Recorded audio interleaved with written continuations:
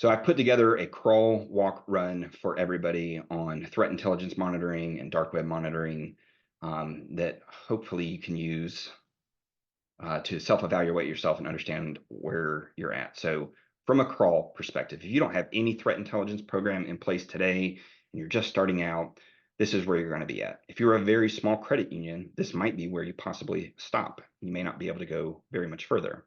But at this point, you are likely trying to outsource as much as humanly possible to other security related vendors. So you should have some sort of dark web monitoring, but it's just monitoring some very basic stuffs, and you're not really monitoring members at this point. You're just monitoring employees. You are outsourcing, or very likely outsourcing, your security operation center, you should be at least, to some sort of third party. We call those MSSPs, so managed service security providers out there. They have their own threat intelligence feeds that they're using to monitor for bad things. And as they're pulling in logs from your IT infrastructure, they're able to use those threat feeds to identify threats to you. So you're leveraging kind of on the back end their SOC and their threat feeds. You don't get visibility into those, and it's a little bit of different type of monitoring than the dark web. But any sort of IT infrastructure that you have, you would also be looking to use the native threat intelligence feeds from it. So if you have like a next gen firewall out there, they will have threat feeds. So making sure those are turned on, very important. If you have any sort of content filtering solution, it's going to have its own set of threat feeds. So just going through your IT technology stack and making sure that you're leveraging everything that you're paying for. You should also at this point be subscribing to the resources that FFIEC suggests that you do. And it's one of the last things I'll show in this presentation here. If you are a credit union that is only has between 0 and 1 cybersecurity dedicated employees, you're probably going to stop here. If you have one cybersecurity employee and they have only been at the company 6 months or a year, or they're working 60, 70, 80 hours a week just trying to keep their head above water, and they're probably fixing a lot of broken things, you're not going to move past the crawl phase in that scenario.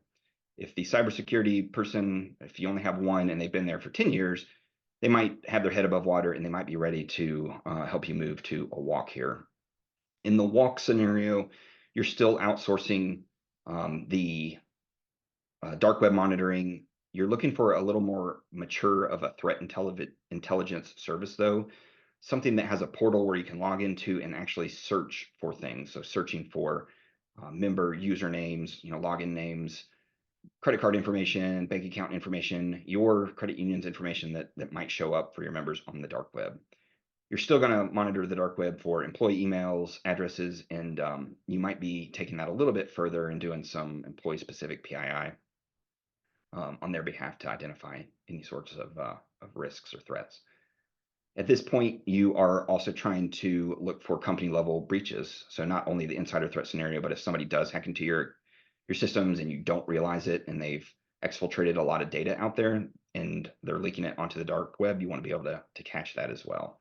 So this is a slightly different service than the first scenario. You might find a company, you definitely can find a company that does both, but you're really looking for a threat intelligence service at this point. At this stage, you are educating the workforce on global trends, but very lightly. So if you have a town hall once a year or twice a year, your cybersecurity person should be given maybe 5 or 10, 15-minute updates on what are some trends that we are seeing globally. At this point, you would also have a process documented and defined for what do I do if I run into a security incident where my members' information has shown up on the dark web. So you want to have a documented process for what happens in that scenario and just be able to run through it without thinking about it. At this point, you're probably somewhere between 1 and 3 cybersecurity employees. When you're ready to run, when you get to this point, this is the point that your iBerry person who's been on the computer systems since he was 6 years old, cybersecurity consultant, would tell you, when you're ready to run, you are now ready to monitor the dark web yourself in-house. So the things that I was showing you today, that's what I would be expecting from a threat intelligence analyst to be doing internally. So at that point, your credit union has dedicated infrastructure to be able to help that threat analyst monitor for bad things out there on the dark web. They're trying to understand the processes that criminal activities are taking so that they can figure out how do we disrupt those processes. They're monitoring both the deep and dark web, like we talked about earlier. There's criminal activity on both.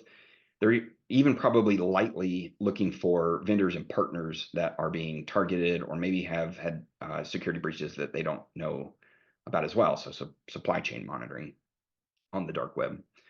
You have well-defined internal processes, policies, given the threat intelligence analyst guidelines. You as leadership in the organization have properly set the expectations of what you want out of that threat intelligence program, and it's very clearly defined for the analyst. At this point, there's a very strong relationship in collaboration between your fraud analyst and your threat intel analyst. Those are two people are going to work together a lot to try to understand how do we disrupt or how do we find if there's fraud going on. Ultimately, we would say that the threat intelligence analyst, everything they find is constantly being fed back into other parts of the organization. There's probably some automation out there, maybe not a ton, but they're constantly trying to look at how do we improve that automation overall. And I would expect an organization that has at least 3 people in their cybersecurity team to be able to do this. Now, don't get too hung up on the numbers there. I'm just trying to help paint a picture for the size of the team. At the end of the day, if your cybersecurity employees or people are completely swamped, threat intelligence programs are really a proactive measure. So I think we all know that when we get swamped and we're working 50 and 60 hours a week, we're very reactive to all the work we're doing. At the end of that, we're pretty exhausted and we're not going out and proactively watching the news or looking at the threats that are out there. So even if you have 10 people, if they're completely swamped, you're going to need to hire another person at the end of the day to do some of this, or reassign responsibilities and make sure that the people doing this work have the workload and capacity to do it.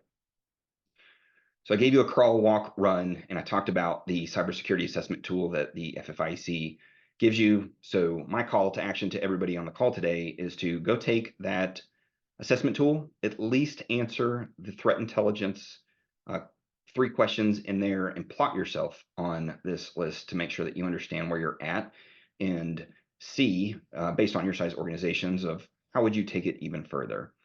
I've called it out here at the bottom. I just want to make sure everybody knows I would not be monitoring the dark web myself or have my threat intelligence analyst until I'm really at a run state in all 3 of those questions.